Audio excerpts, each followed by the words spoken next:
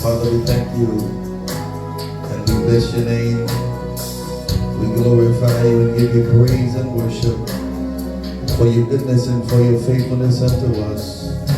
You are great and greatly to be praised. For these things that you have done for us, we love you and we honor you. Have your way today. This is still the day that you have made.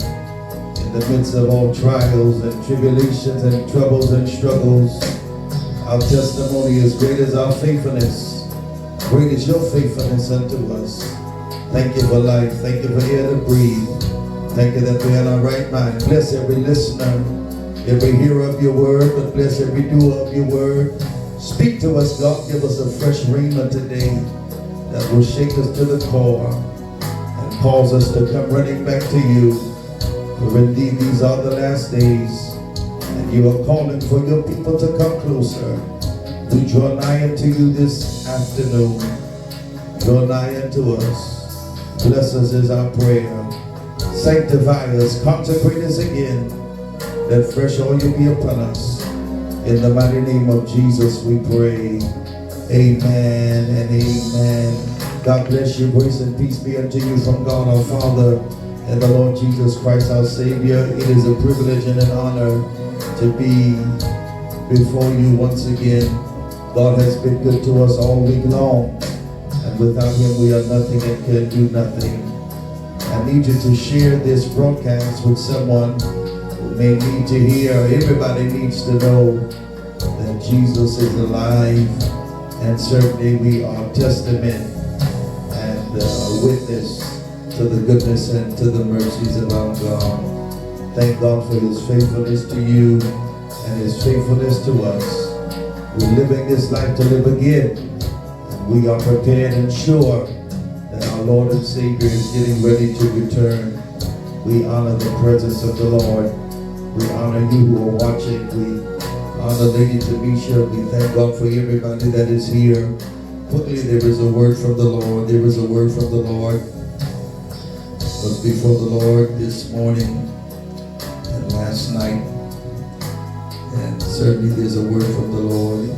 If you have your Bibles, grab it, the book of 2 Kings, the 8th chapter. 2 Kings, the 8th chapter and the 11th verse. 2 Kings, the 8th chapter and the 11th verse.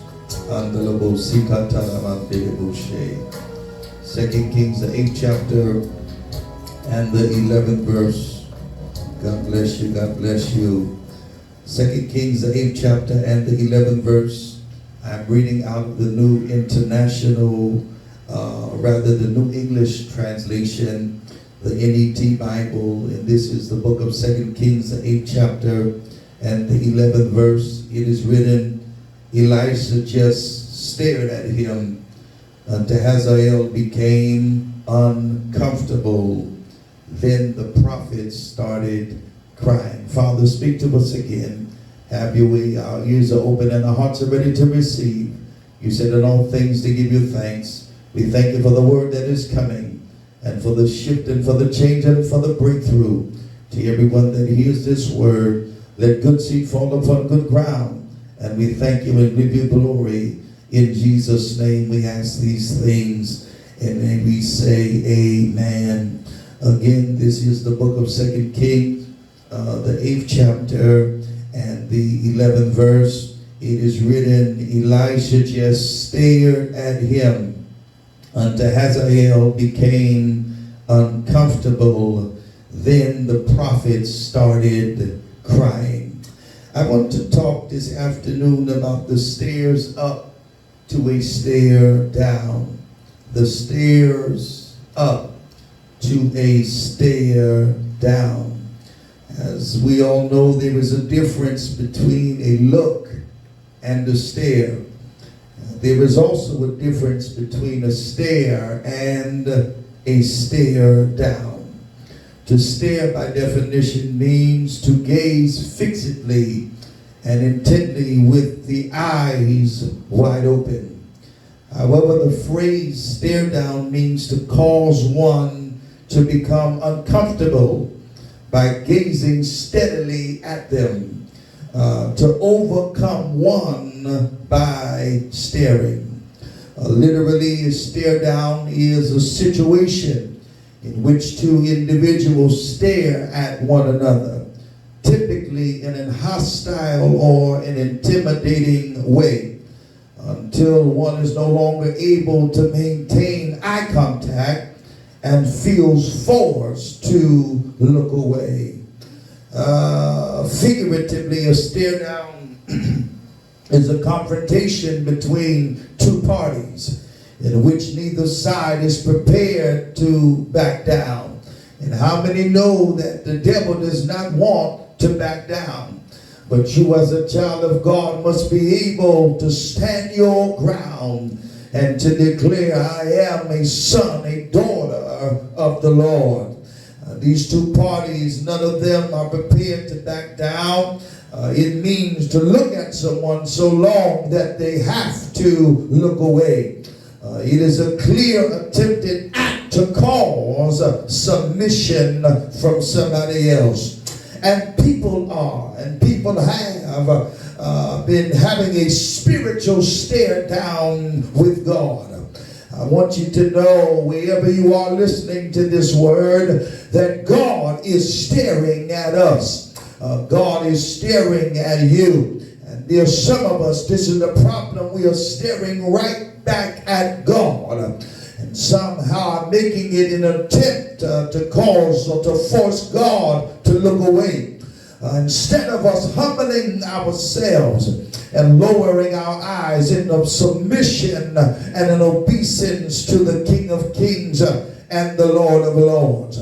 Spiritually, this is what the Lord said. People have become so defiant and they've become so rebellious that they are climbing figurative steps to reach a place where they can have a stare down with God himself. This is an attempt to exert dominance over the living God and over the creator of all things. Our scripture today, oddly enough, is about a stare. It involves two different individuals. It involves two different people.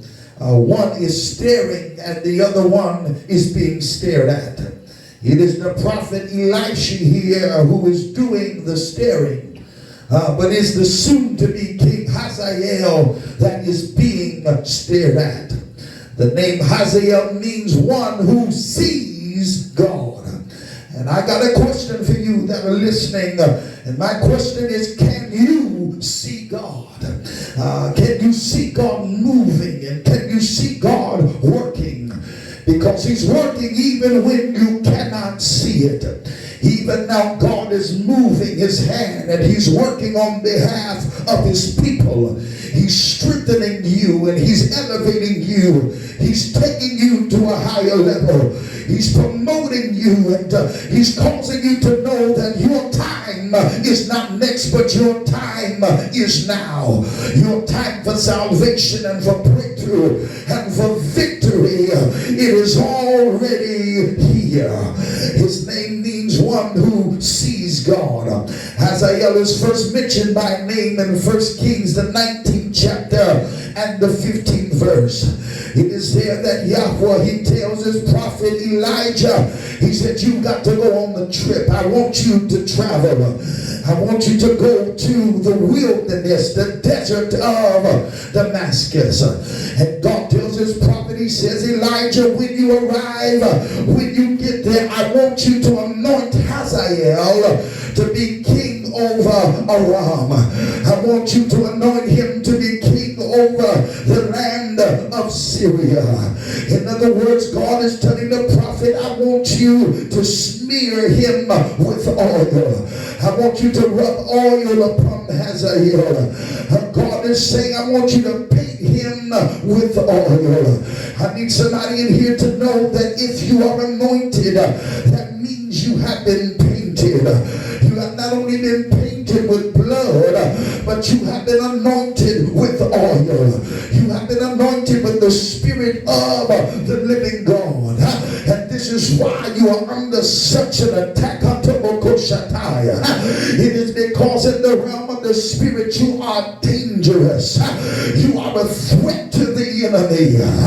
I need you to understand in this season you got to remain strong and declare over your life.